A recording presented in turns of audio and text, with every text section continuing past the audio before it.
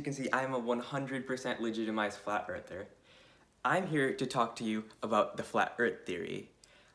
I believe that what they teach in the public school centers, aka brainwashing stations, is wrong. They're teaching everyone that, oh, the earth is round, that it's a globe and there's stuff inside of it. How stupid is that, right?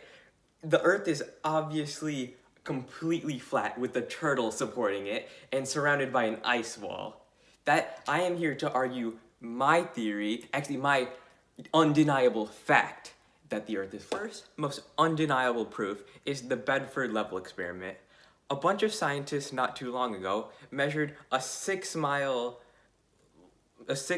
length of the ocean, and do you know what they found out? There was no curvature. It was completely flat. And that means the rest of the world has to be flat because there's no curvature.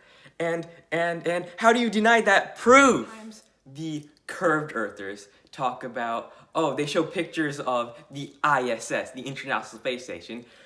How stupid is that? Everyone knows space doesn't exist. It's just a hologram set by the government during the Cold War in order to keep the sheeple in line.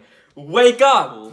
Believe that objects on Earth accelerate downward in free fall at 9.8 meters per second because of gravity. Everyone knows gravity is an illusion. It does not exist. Instead, what is happening is the Earth's disk is moving upwards at 9.8 meters per second. That's why when you jump and stuff, you're not going down to meet the ground. The ground is coming up to meet you. This is because of something called dark energy. We don't know what it exactly is, but it's what's doing it, okay? Believe me, trust me. I can also explain one of the other parts of the flat earth theory, the day-night cycle.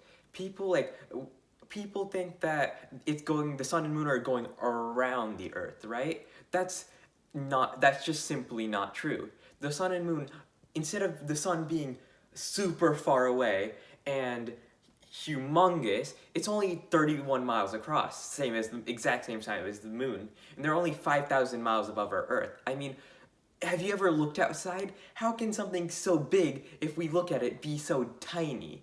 And since they're both exactly the same size in our perception, they have to be the same size in real life.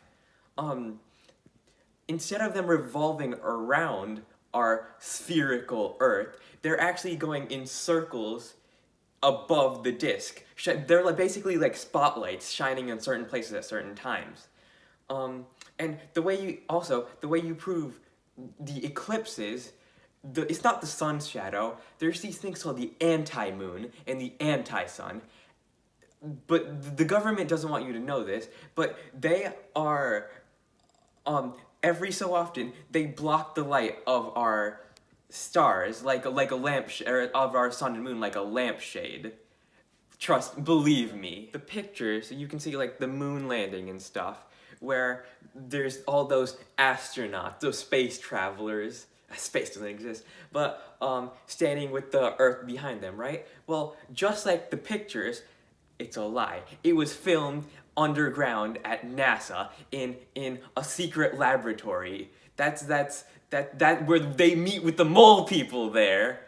It's all a fake. It's a hoax. Believe it!